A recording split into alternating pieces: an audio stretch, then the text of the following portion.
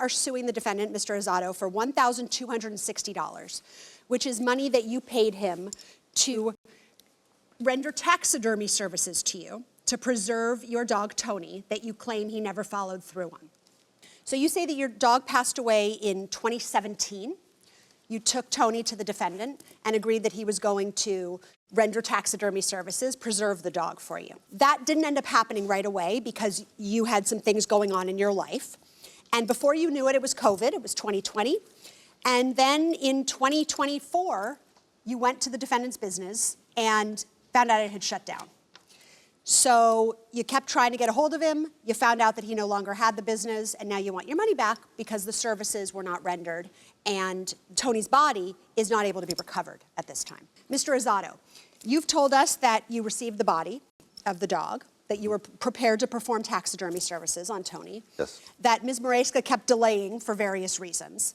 And then COVID did come, your business was forced to shut down. And when you finally were able to return to the business, you found that your freezer storage areas had not been properly kept on power, the body was no longer good, and you hadn't heard from the plaintiff.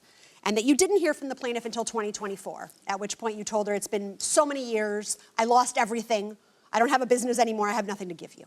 Ms. Moreska, before we get started on your interactions with Mr. Azzato, let's take a look at Tony. All right. That was him as he was older. He was in therapy because he was paralyzed when I adopted him. So I had him in water therapy. And how old was he when he passed? I'm sorry, I just haven't seen any of that okay. in so long.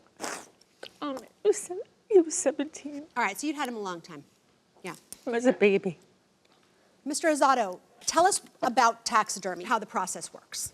The old-fashioned way, the conventional way, is where you took the actual skin off the animal, sent it to a tannery, got it preserved. We'd go through a catalog, pick out the form, and make it look alive again. And they came out, the new system is a freeze-dry. Not new, but new to us. There was a freeze-dry way of doing it. What you do is you take the animal, whatever position they want, and then you put it in that position, and it goes into this chamber. It's a vacuum chamber, and it freeze-dries the animal. Just like when they go out of space, you have freeze-dried food. Okay, and was this something you did for a number of pets? We've done hundreds. Okay, Ms. Moreska, you approached the defendant in 2017? Well, I had, my dog had died, and I'm very much an animal lover. And he was, I couldn't let go of him. I didn't want to bury him. So I went to Mr. Azzato, because I know this sounds crazy, but I actually taxidermied my other dog that I had. Okay, so you've been through this process kind of before? I've been through it, and okay. I got my dog back, and because I don't display them. I wanted the dogs to be buried with me when I die, because I didn't want to just bury them anywhere. And so I brought my dog right from the hospital to Mr. Azzato. Okay, and what was he supposed to do? What was your understanding?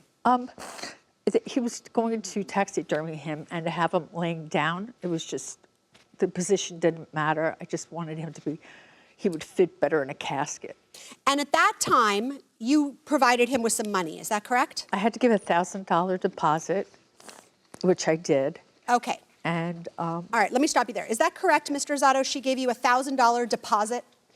Yes, it is, but under the circumstances, being a pet, we're required to be paid in full. Over the years of doing this, we've had people who wouldn't come pick them up because they were so upset, like she is now. And we just finally said, we gotta get paid up in full because it costs a lot of money to run that machine. It was $50,000 to buy the machine and approximately $2,000 a month to run it. But you did not do that for the plaintiff? Or that was the plan? You were supposed That was the plan. She left the deposit, said she'd bring the money back, which I said, no problem, that's absolutely not a problem. And then unfortunately, I guess her mom got sick. So I told my secretary, put a note on her file, do not call her. She has family issues. Wait till she calls us.